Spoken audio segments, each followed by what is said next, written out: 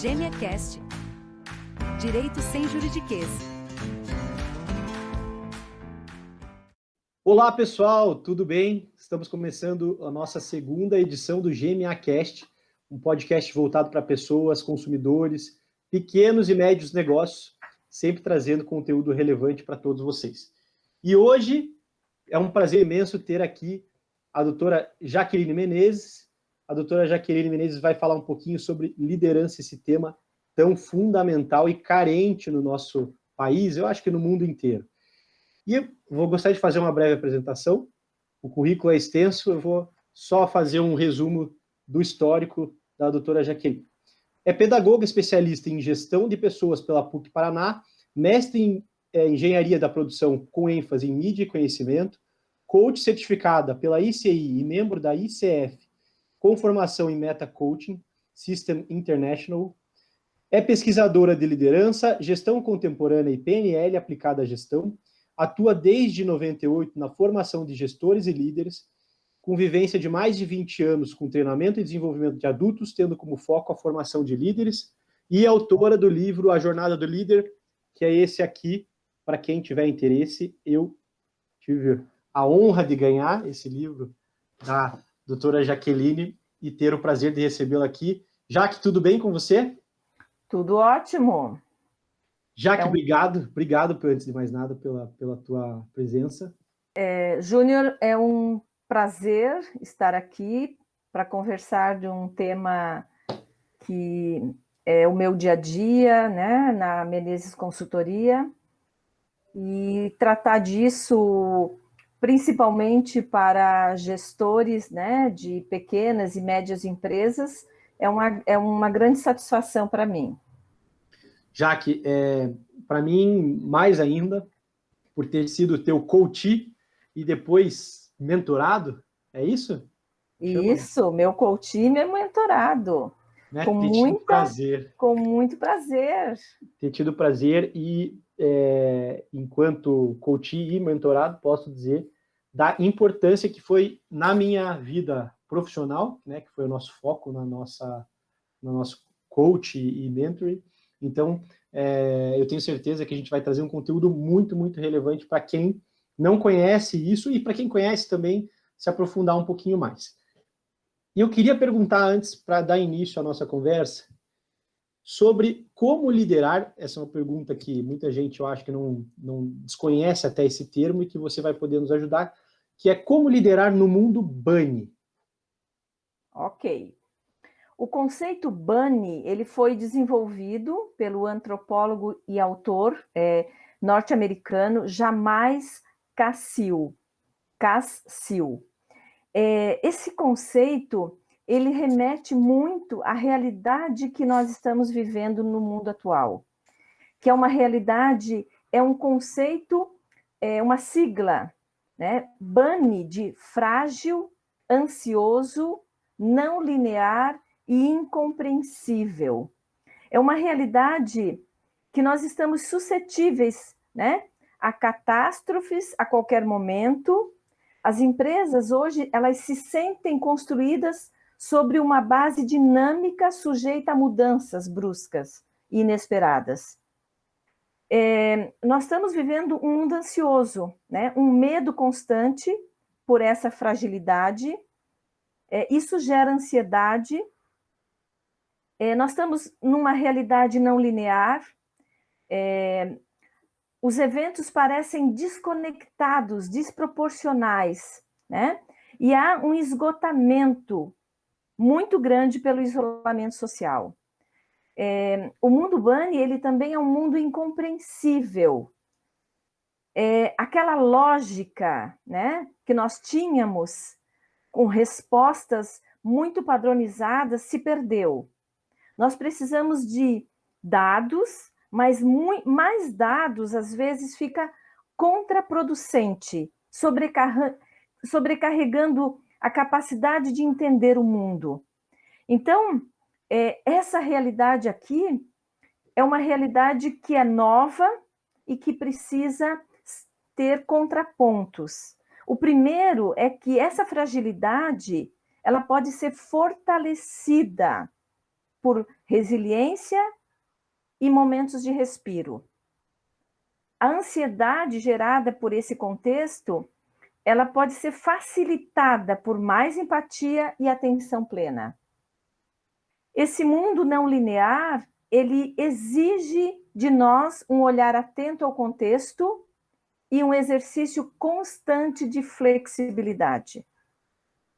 E essa incompreensibilidade, nós não compreendemos tudo que vem na nossa frente. Vai requerer dos líderes, sobretudo, transparência, compartilhamento e colaboração. Perfeito. Nossa, para começar, bem mesmo, né? Você fala da ansiedade, hoje a gente vive num mundo que é a exigência pelo multitarefa. Será que a gente foi, é uma pergunta, né, que realmente eu me faço e faço para você, será que a gente foi preparado para isso? Para essa questão multitarefa, é WhatsApp com e-mail, com ligação, com distanciamento num home office. Eu agora estou com filho recém-nascido, então é o bebê lá e telefone e tudo. Então é realmente uma ansiedade que nos gera de uma forma assim muito intensa, né? Não fomos não preparados para a multitarefa. Inclusive, a multitarefa contraria a nossa natureza humana, e devemos evitar o máximo, tá, a multitarefa. Na realidade, nós precisamos, no dia a dia da liderança, nós precisamos compor uma agenda de trabalho que possa colocar separadamente pedras grandes e pedras pequenas. Pedras grandes são as prioridades, as atividades que temos e que são e geram um impacto maior no nosso resultado. E, preferencialmente, ao longo do dia, nós precisamos iniciar o dia com as tarefas prioritárias. Se nos deixarmos levar pela multitarefa, haverá sempre um esgotamento em nível pessoal. Então, a realidade realmente requer, né, esse ativismo constante, mas ele não nos ajuda e nem nos torna mais produtivos. Você falando isso, Jaque, parece que eu voltei uns 2 anos atrás nas nossas sessões de coach, em que a gente discutiu justamente isso, do multitarefa e do planejar, do foco nas prioridades, né? Inclusive tem aqueles urgente, importante, né? Tem aqueles quadrantes e tudo mais. Então, Sim. É muito bacana e é a mais pura realidade. E aí eu te pergunto, aproveitando, diante desse cenário extremamente complexo que a gente vive e ansioso, quais as principais competências, né, desta nova realidade BANI que a gente tem? Certo. Nós estamos sendo convidados, né, a solucionar problemas complexos e inesperados. Então, competências do mundo BANI, eu citaria formar e manter redes de relacionamentos. Nós não podemos mais trabalhar isoladamente. Então, formar a sua rede de relacionamentos ao seu negócio. Quais são as empresas que podem trabalhar juntas num sistema colaborativo? Nós estamos sendo muito convidados a trabalhar em colaboração. Uma competência importante, né, que as empresas precisam abrir espaço é a criatividade, que seria inspirar as pessoas para colorir fora das linhas, sugerir, trazer ideias, compor, equacionar problemas complexos, né? Destaco também a competência da adaptabilidade. Nós não podemos mais nos mover inflexíveis numa realidade com essa velocidade. A inteligência emocional e social, ela ganha uma força inesperada nesse momento, em termos de competência no mundo BANI. Sobretudo para o líder. Uma competência muito nova que nós estamos implementando nesse momento é o que chamamos de ambidestria. 1/2. Ambidestria é trabalhar, o 1 é o tradicional, é como a gente sempre fez. O 2 é o novo. Então, nós não vamos abandonar o tradicional e nem vamos nos jogar sozinhos no novo. Nós precisamos trabalhar de forma integrativa, tradicional versus novo. O que já fazemos e o que podemos implementar de novo. Uma competência que eu percebo no dia a dia das empresas, abertura para trabalhar e aprender. Nós hoje não podemos só focar em trabalhar, o aprendizado é diário, faz parte do jogo. A negociação é uma competência muito importante e ela tem que ter um viés colaborativo, ganha-ganha. E agora eu quero falar de uma competência muito, talvez entre todas, a que ganha muita força nesse momento, que é a flexibilidade cognitiva. A mente flexível, aberta para buscar novas possibilidades, aberta para dialogar, aberta para encontrar soluções em situações que parecem sem solução. A flexibilidade, esse alongamento da mente, esse diálogo com os seus colaboradores. E eu completaria as competências falando de interromper a visão, a única visão de curto prazo, ela não dá mais conta. Nós precisamos ter uma visão de médio e longo prazo. Muito bom. E eu até fiz algumas anotações para contextualizar, então, que você menciona de ser colaborativo, que é fundamental, inovador, né? Criatividade, acho, não sei se posso Sim. fazer essa analogia, ser adaptativo, se adaptar aos ambientes, a gente vive em ambientes, cada ambiente, mesmo, por exemplo, eu, como advogado, trabalhei no escritório, trabalhei em outro escritório, trabalhei em alguns escritórios, e os ambientes eram totalmente diferentes, embora na mesma atividade, né? Todos eram escritórios de advocacia, mas com ambientes que exigiam uma adaptação diferente para cada ambiente. Então, também tem isso. E a questão da visão do médio e longo prazo, hoje a pandemia mais ainda está nos mostrando isso, como a gente precisa ter uma visão além do que do curto prazo, que muitas vezes é uma visão que eu acho que o empresariado, muitas vezes tem também, de olhar muito curto prazo, e que é algo que tem que ser repensado realmente para ser sustentável, né? Para ter sustentabilidade. E pensando nessa questão da liderança mesmo, o que constrói uma liderança eficaz? Em que se sustenta essa liderança? Eu acho que uma pauta muito atual para o líder é o autoconhecimento. Saber reconhecer suas potencialidades e limitações, entender o seu modelo mental e das pessoas com quem convive, estando aberto e receptivo ao feedback, né, ao aprendizado com os próprios erros, se abrir para correr riscos e ultrapassar o conhecido. O conhecido é aquilo que eu já conheço sobre mim. E abrir espaço para um diálogo construtivo com o seu entorno, com os seus stakeholders, com toda a cadeia produtiva. Porque o que constrói uma liderança eficaz é a promoção da grandeza das pessoas. Um líder, o resultado do trabalho dele é essa promoção do desempenho, né? E eu completaria essa pergunta com o que constrói.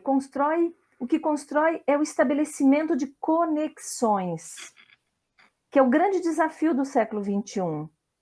Nós vamos precisar reaprender a conviver, né, num ambiente que se altera com tanta velocidade.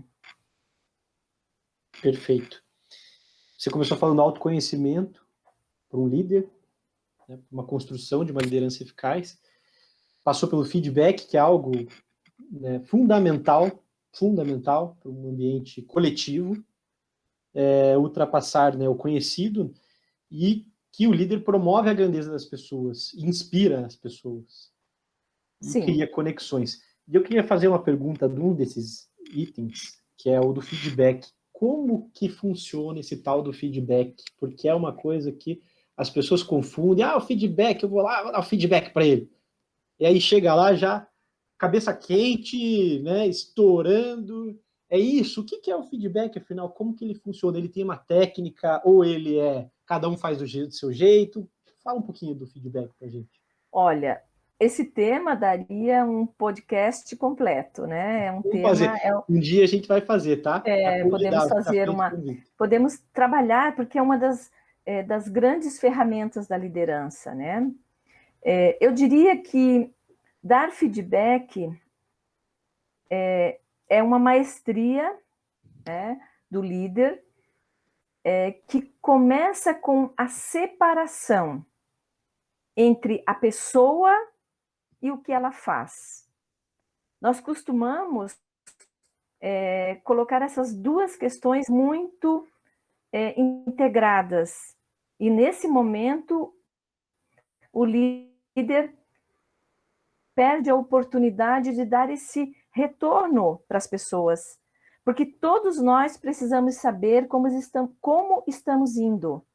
E então, quando o líder separa a pessoa do problema ou do que a pessoa faz, ele consegue descrever num feedback o que a pessoa faz e qual é a implicação disso no seu trabalho. O feedback não tem a ver com a pessoa. Ele faz referência àquilo que você faz e a implicação disso no seu trabalho. Eu costumo dizer que um feedback é um presente. É um presente dado de forma genuína, de forma assertiva, e nesse momento você precisa ser muito objetivo e claro, firme, linguagem direta e extremamente respeitoso com aquela pessoa. Você vai falar do que ela faz e da implicação disso na sua atividade. Então, você precisa ser descritivo. Você tem que descrever isso e possibilitar que a pessoa perceba qual é o impacto disso na sua vida profissional e na atividade do qual ela é responsável. Certo. Eu acho que ser assertivo é algo fundamental, direto, porque muitas vezes a gente vê uma liderança chegando, olha, eu estava vendo ali, será que, né, sabe, fica dando voltas, e o feedback ele tem que ser, porque a pessoa também tem que entender, a comunicação não é aquilo que a gente fala, é o que o outro entende, então tem que ser algo claro, dito de uma forma muito, e sem juízo de valor, não é isso, Jaque? Eu acho que Sim. São momentos de diálogos, né, da liderança, e onde você tem que compreender que a tua comunicação, nesse momento do feedback, é a tua grande ferramenta. Então, nós precisamos entender o conceito de comunicar. Comunicar não é informar. Informar é pôr numa forma. Informar. O que a gente quer no feedback é comunicar, é tornar comum aquele impacto, é tornar comum o que você faz e quanto isso afeta a cadeia produtiva. E é imprescindível para uma liderança. Sim. Certo? Acho que não tem como liderar sem saber dar feedback, porque a equipe, os liderados, a forma do feedback afeta diretamente o liderado, se ela for feita de forma equivocada. Então é muito relevante isso. Eu entrei nesse tema, eu sei que é porque é um tema que eu gosto muito, eu acho que é muito relevante para quem está nos ouvindo. O que fundamenta, já que uma liderança sustentável? Certo. Eu costumo trabalhar com 4 grandes fundamentos em liderança. Esses fundamentos, eles colocam para nós um olhar mais claro nos grandes problemas crônicos que nós temos em liderança. Em todo o mundo, né, todas as pesquisas e, inclusive, o próprio trabalho que eu realizo no dia a dia nas empresas, contextos de pequenas e médias empresas, os 4 grandes problemas crônicos em liderança são o problema central, o baixo nível de confiança. Depois, a falta de clareza do trabalho a ser realizado. Encontramos muitas pessoas perdidas naquilo que são as expectativas da sua empresa. Terceiro problema, talentos e potenciais subutilizados. Pessoas podendo dar mais, oferecer mais para as empresas em posições onde elas não estão sendo utilizadas. E sistemas de trabalho não alinhados. Então, quando a gente olha para os grandes problemas, a gente consegue perceber o que fundamenta uma liderança sustentável. O primeiro pilar dessa liderança é a confiança, é inspirar confiança na sua equipe.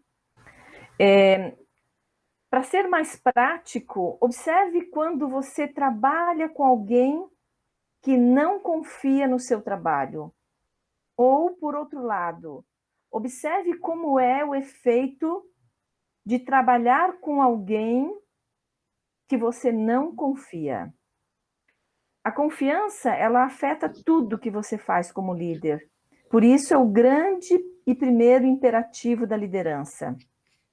O segundo ponto que o líder precisa ter como pilar de uma liderança sustentável é a clareza das atividades que cada um desempenha na sua empresa. Esclarecer propósitos dá uma sensação de segurança psicológica para realizar o trabalho e permite que a pessoa faça o seu melhor. Terceiro ponto importante é que existem muitos líderes que não liberam talentos, não desafiam talentos a crescer, a participar e não reconhecem o fruto do trabalho das pessoas. Consideram que não precisa elogiar, não precisa reconhecer. E isso, nas empresas, tem um efeito contrário àquilo que o executivo, o líder, gostaria, que é o desempenho, que é a performance. E, por último, um dos grandes fundamentos da liderança é o alinhamento e a integração dos processos. Nós encontramos em muitas empresas processos desintegrados, pessoas fazendo atividades duplas, e com isso nós perdemos aquilo que a gente mais gostaria, que é ver o resultado do trabalho, que é mobilizar todo o talento na direção dos resultados da empresa. Jaque, então, baixo nível de confiança é um dos pontos, né, que você mencionou. A falta de clareza no trabalho, isso é comunicação, acho que diretamente ligado à comunicação. A subutilização dos talentos, e aí o líder peca muito, e a gente vê isso por N motivos, e o sistema de trabalho não alinhado. Nesse terceiro item, que é o talentos e potenciais subutilizados, a gente tem aqui um impacto da delegação das tarefas? Entraria também aqui dentro desse item? Sem dúvida, sem dúvida. Delegar é uma competência da liderança. Nós temos estudos bastante confiáveis de que, entre todas as competências, essa é a mais desafiadora, ela é mais complexa e exige muito mais do líder. Eu faria vamos dizer assim, um fechamento dos fundamentos, falando um pouquinho, mais ou menos assim. Está comprovado que ao confiar, desafiando o colaborador com tarefas gradativamente mais complexas, o líder permite a experimentação do erro construtivo. Num ambiente de apreciação positiva, um ambiente onde as pessoas se sentem seguras para se expressar, isso possibilita a construção de novos patamares de eficácia e produtividade. Nós temos já bastante pesquisas que 70% do nível de engajamento dos colaboradores é atribuída à qualidade da liderança. Isso é um percentual muito alto. Por isso que delegar é tão difícil, porque para delegar eu preciso primeiro confiar. Perfeito. Perfeito. Não, eu acho que é inconciliável delegar. Alguém tem um compromisso com a tarefa, claro, fazer bem feito, para uma pessoa que não confia. Eu, pelo menos, eu já tenho, né, a gente já conversou sobre isso, a delegação ela é algo difícil, evolui muito nesse ponto contigo, e realmente, sem confiança, a gente já tem uma tendência, muitas vezes, de se descentralizar por achar que, né, a pessoa... E aí a gente subutiliza os potenciais, a gente não desenvolve os potenciais. É justamente isso, mas a confiança é o pilar, para daí você conseguir fazer. E isso só com o tempo, a confiança também é um processo de construção de tempo, né? Não é algo da noite para o dia. Então, você começa desafiando, né, o liderado, e a partir daí você vai conseguindo criar, estabelecer essa confiança e evoluir. E Jaque, trazendo toda essa situação, que é muito complexa, né? Não é fácil ser líder, a gente sabe, e liderar pessoas, as pessoas são muito distintas, cultura, né, diferente, o Brasil ainda, a gente tem incidência de regiões diferentes que vêm com uma bagagem diferente, e então, dentro de todo esse contorno de dificuldades, como que você consegue, enquanto líder, engajar os colaboradores? Como que ele pode fazer isso? Como que o líder pode atuar para engajar os seus liderados e conseguir melhores resultados? Ok. Engajamento é um desafio constante na liderança. Recentemente, eu percebo que este é o atual desafio. Todos querem engajar suas equipes e a minha experiência tem mostrado que nós temos uma fórmula para repelir o engajamento e uma fórmula para engajar. A escolha é sempre do líder. Como é que eu posso repelir o engajamento? Muitas vezes eu faço isso de forma inconsciente. Quando eu desvalorizo o que ele faz, quando eu nego um feedback, eu não digo como ele está indo. Quando ele precisa de atenção e eu retribuo com indiferença ou descaso. Quando eu, diante de um erro, eu faço uma crítica. E quando neste ambiente existe ausência de reconhecimento, eu tenho ali a fórmula de repelir o engajamento. Por outro lado, eu tenho a fórmula de engajar. Essa fórmula vem da atenção, da audição, de saber ouvir a pessoa, mostrar interesse pelo que ela faz, pelo que ela quer colaborar, pelas ideias que ela traz. Quando eu tenho desejo de realmente dialogar, quando há ação por parte do líder, quando nós temos espaço para o diálogo, para a conexão. Quando eu ouço até o final o que ela tem para me dizer, quando o ambiente traz recompensa, quando neste ambiente nós temos um feedback assertivo e descritivo, e quando as pessoas são valorizadas por aquilo que elas trazem de melhor. Este é o ambiente do engajamento. Então, se 70% do nível de engajamento dos colaboradores é atribuído à qualidade do líder e à clareza das entregas, é preciso, então, melhorar, enquanto líder, esta clareza. Quais são os prazos, quais são as prioridades, definir limites e arquiteturas de responsabilidades de cada um. Porque o líder, ele é o conector entre os objetivos estratégicos e táticos e as entregas das pessoas. É ele que gera essa conexão. E então, como líder, eu estabeleço claramente nas áreas a quem o profissional se reporta, quando há um combinado e uma comunicação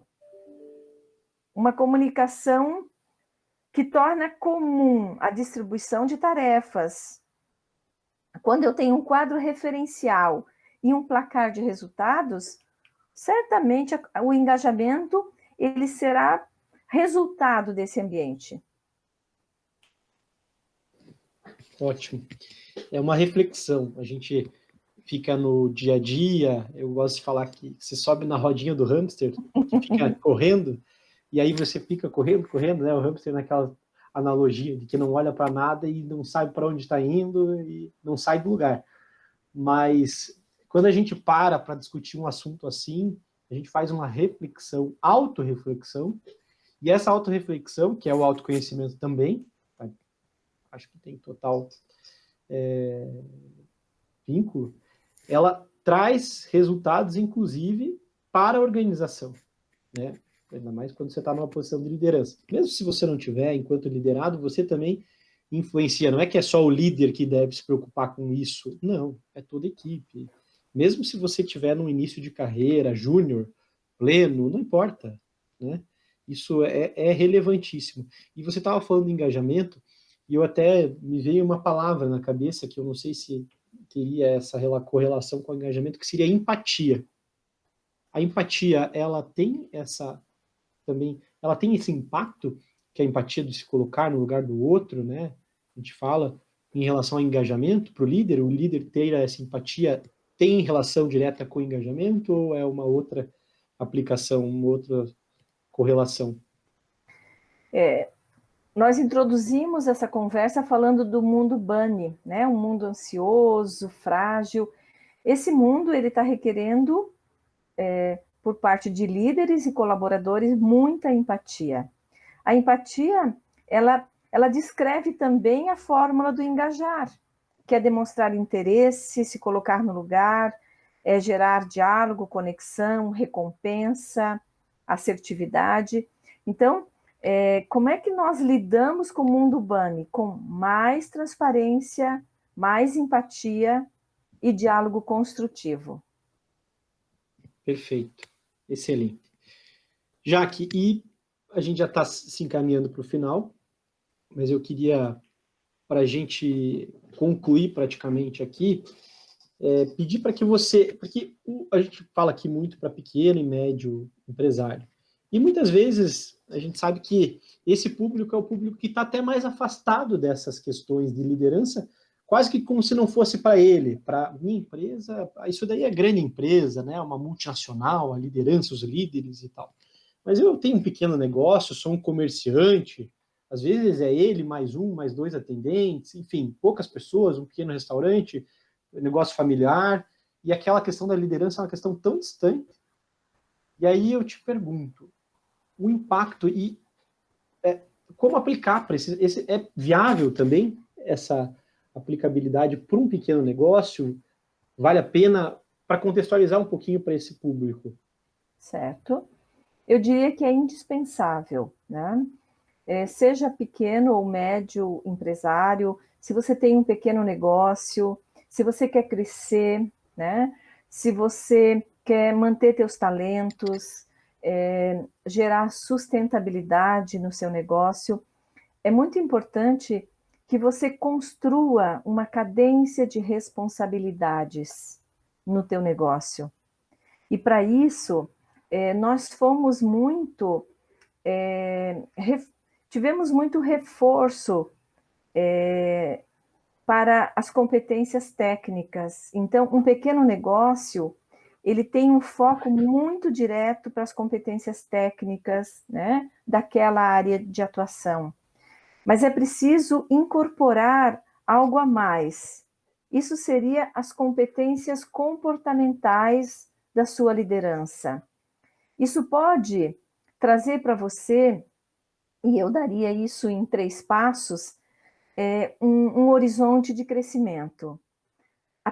O primeiro passo para você gerar essa cadência de responsabilidades seria você se perguntar se eu tenho muita clareza de quais são os compromissos de cada um na minha empresa.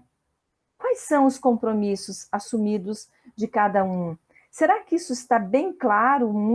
Será que isso está escrito para balizar as pessoas, para direcionar como uma bússola o caminho delas de trabalho? Segundo passo de um pequeno negócio, revisa o teu placar. Aprenda com os teus sucessos e com os teus fracassos. E perceba que você pode ir além. Você pode planejar e corrigir a rota. Então, o terceiro passo é: retira os obstáculos. Assume novos compromissos a partir dali. E perceba que o líder, ele será sempre a referência maior de uma pequena empresa. As pessoas vão olhar para ele, vão construir o seu caminho a partir do modelo e da própria cultura disseminada por ele. Então, parte do seu trabalho como líder é construir ambientes inspiradores, ambientes que promovam talentos, que utilizem o potencial, que abram espaços para que cada um contribua com o seu melhor. E nesse sentido, o líder sem autoconhecimento, um líder que não construa maestria em torno de competências comportamentais e que seja uma grande bússola de direcionamento, certamente não fará diferença num mundo com um contexto tão incerto como o nosso. Então, eu convido cada um dos líderes das pequenas empresas, né, aqueles que estão nos ouvindo, a buscar esse conjunto de ferramentas de liderança. Aprender a dar um feedback, se conhecer melhor, se perceber e perceber qual é o impacto do seu comportamento no seu ambiente. E se instrumentalizar para saber delegar, porque delegar é uma das grandes competências da liderança. Eu diria que, em resumo, buscar um olhar mais atento às competências comportamentais, que são elas hoje o nosso grande potencializador de resultados. Excelente. Jaque, aproveitando que você trouxe essa questão prática de como aplicar isso, e você faz isso no dia a dia, você trabalha tanto na parte pessoal também tem isso, né, quanto profissional, de que forma que é isso, que é feito isso? E aí, em específico, eu estou perguntando em relação até o coach hoje em dia, coach é coach, né? virou uma coisa assim, fala-se muito em coach, inclusive até com uma interpretação errada do que é o coach. Aí vem aquela expressão, você precisa mudar o seu mindset, né? Que se fala e tal, e às vezes as pessoas nem sabem o que é. Na verdade, existe um desconhecimento, uma ignorância em relação ao que é o coach. E o mentoring também, a mentoria. Se você puder explicar um pouquinho e como que é feito isso e como que isso pode ajudar, porque as pessoas precisam conhecer, antes de mais nada, para poder recorrer a isso. Como funciona esse trabalho, o que é feito, o que consiste o coach, a mentoria, o mentor, enfim. Se puder contar um pouco para a gente. Certo. O processo de coaching, o coaching ele é um facilitador dos processos de mudança, tá? Então, é uma metodologia, né, no caso do coaching executivo, ele atua expandindo, sobretudo, o olhar do empresário, do gestor, do líder, na direção dos seus objetivos. Há realmente uma confusão entre o conceito de coaching e mentoring. O coaching, ele é um facilitador desses processos de mudança, e a metodologia é uma metodologia que, por meio de perguntas, por meio de uma trilha de desenvolvimento com competências novas, né? Então, é o desenvolvimento de novas competências, sobretudo com respostas que vêm do próprio coach. Já o processo de mentoria é um processo onde alguém com uma bagagem de experiência, alguém que tem uma expertise específica, vai fazer o papel de mentor, né? Aquele que desenvolve algumas áreas específicas de conhecimento. Então, o mentor é aquele que pode dar um conselho, é aquele que pode fazer uma transferência de know-how, é aquele que pode conduzir um processo de troca. No caso do coaching, não. O coaching é um estabelecimento de novas competências por meio de uma metodologia específica, onde você vai conduzir um processo onde a pessoa vai buscar suas próprias respostas. É algo que expande o olhar, o pensamento, onde você faz todo um processo de entender o modelo mental daquela pessoa, expandir suas crenças limitantes e chegar num lugar muito diferente daquele no qual nós começamos o processo. Então, o processo de coaching é um processo bastante complexo, né? Mas cujos resultados são extremamente satisfatórios. Com certeza. Eu tive a oportunidade de, como já disse, fazer o coach, né, com você e o mentoring depois, e é incrível. Eu recomendo para qualquer pessoa.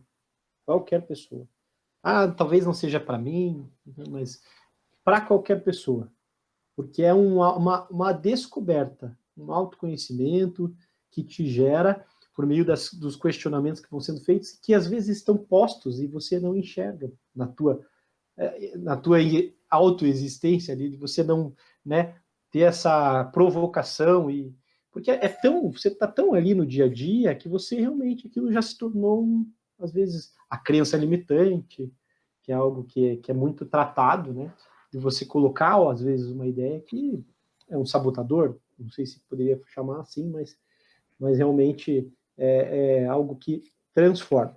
Já que eu quero agradecer muito, te passo a palavra se você quiser fazer mais alguma consideração. Não sei se você tem algum outro ponto que gostaria de trazer para quem está nos ouvindo. Ok. Eu queria terminar a nossa conversa, né, convidando os líderes ao processo de autoconhecimento.